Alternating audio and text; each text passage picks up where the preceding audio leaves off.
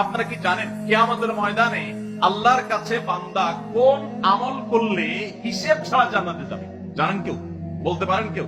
ভাই, আল্লাহর কাছে হিসেব দিয়ে জান্নাতে যাওয়া কি সহজ কাম না কঠিন কাজ? আরে আল্লাহর কাছে তো অনেক দূরের কথা।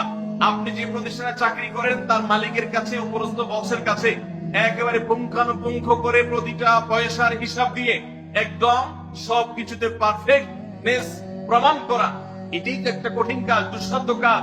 সেখানে সারা জীবনের হিসাব আল্লাহর কাছে দিয়ে পাই পাই করে তারপর আপনি জান্নাতে যাবেন, বিষয়টা এত সহজ না।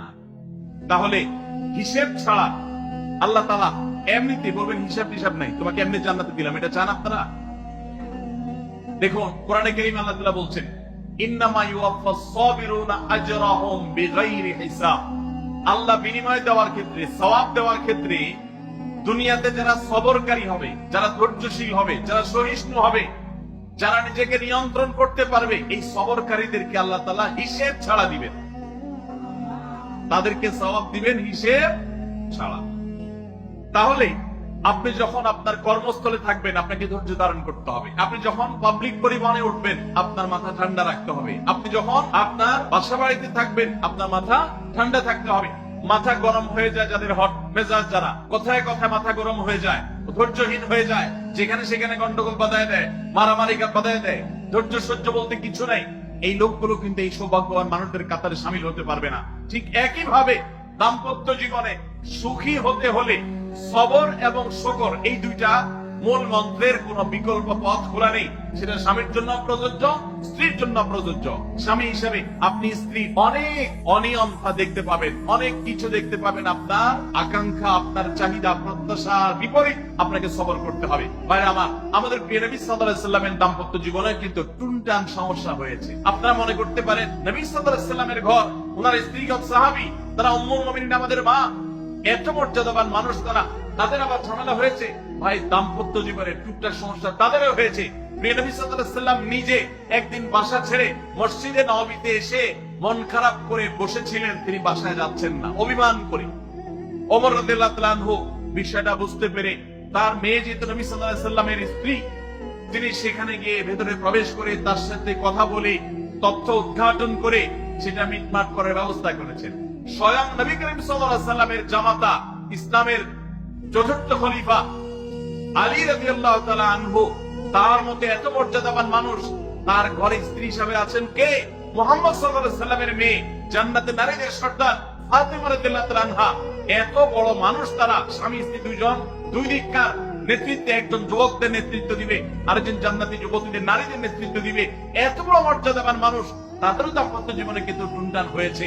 একবার আলী রাদিয়াল্লাহু তাআলা আনহু এসে মসজিদে টানটান হয়ে শুয়েছিলেন মাটিতে, মনটা খারাপ, ঘরে একটু হালকা ঝামেলা হয়েছে, এই জন্য মসজিদে নববীতে এসে মাটিতে শুয়ে আছে। নবী করিম সাল্লাল্লাহু আলাইহি ওয়াসাল্লাম দেখে বুঝতে পেরেছেন, টের পেয়ে গেছেন যে কিছু একটা হয়েছে বাসায়। তখন তিনি জামাইকে ডেকে বললেন, কুম ইয়া আবা তুরাব, এ মাটির বাপ, মাটিতে শুয়ে আছে। নিজের রসিকতা করে বললেন, এ মাটির বাপ, উঠো, দাঁড়াও, দেখি কি হয়েছে বলো।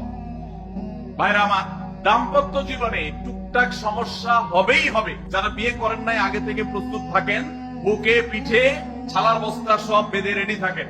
বিশেষ করে সময় যেভাবে গড়াচ্ছে তাতে করে সামনে থেকে হেলমেট পরেও যাওয়া লাগতে পারে।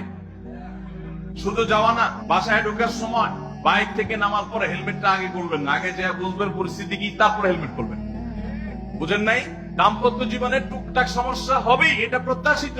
মনে রাখবেন, এই জিনিসটা যদি আপনি আগে থেকে মাথায় রাখেন তাহলে আপনার কষ্ট অনেকখানি দূর হয়ে যাবে। আমরা অনেকে আকাশ থেকে নেমে পড়ি, কি বলে, এত বড় সাহস, এই কথা বলতে পারে কেন? ভাই আশ্চর্য হচ্ছেন কেন? এর চেয়ে বেশি কথা বলতে পারে, মাথা বাড়ি মারছে, আরে ভাই চুরি বানাইছে, শুকর আদায় করে। বুঝেন নাই কথা? একই কথা বোনদের জন্য প্রযোজ্য। আমার মা বোন যারা শুনছেন তাদেরকে বলছি, আপনার স্বামীর একটা কথা শুনে আপনি আকাশ থেকে নেমে পড়ছেন, আকাশ ভেঙে পড়ছে মাথার উপরে, কি এটা বললো সে, আপনি ডিপ্রেসড হয়ে যাচ্ছেন। আরে বোন, ডিপ্রেসড হচ্ছেন কেন? এটা কেন? আরো শক্ত কথা আপনাকে বলতে পারে, এটা আপনি মাথায় রাখেন, কারণ দিন শেষে তিনি মানুষ, তার ভুল হতে পারে, একটা সময় তিনি তার ভুল বুঝতে পারেন। দাম্পত্য জীবনে যদি স্বামী স্ত্রী উভয় যদি ধৈর্যশীল না হয়, সবরকারী না হয়, হুটহাট রিয়াকশন করে ফেলে, কখনো দাম্পত্য জীবনে সুখী হওয়া সম্ভব নয়। মনে রাখতে হবে একসাথে থাকতে গেলে, দুইটা পাতিল একসাথে থাকতে গেলে টুনটান লাগে না, বাধা হয় না? আপনার কাছে যদি কেউ এসে গাল গল্প দেয়, দেখবেন অনেকে গাল গল্প দেয়। গাল গল্প দেওয়া লোক আছে না নেই? ভাই 30 বছর সংসার করেছি, জীবনে আমাদের একটা কথা হয়নি। ডাহা মৃত্যু, এলোক ডাহা মৃত্যু। আপনার 50 বছরের সংসারে কোন বিষয় হয় না, হ্যাঁ ঝগড়া করেন না সেটা ভিন্ন বিষয়, কিন্তু ভিন্ন মত হবে না, দ্বিমত তৈরি হবে না, নিজেদের মধ্যে ভুল বোঝাবুঝি তৈরি হবে না, একবারও হবে না জীবনে, অসম্ভব। মুহাম্মদ সাল্লাল্লাহু আলাইহি সাল্লামের ঘরে যদি হয়ে থাকে, আলী রাদিয়াল্লাহু তাআলার ফ্যামিলিতে যদি হয়ে থাকে, সাহাবীদের ঘরে ঘরে যদি হয়ে থাকে, আপনি কে?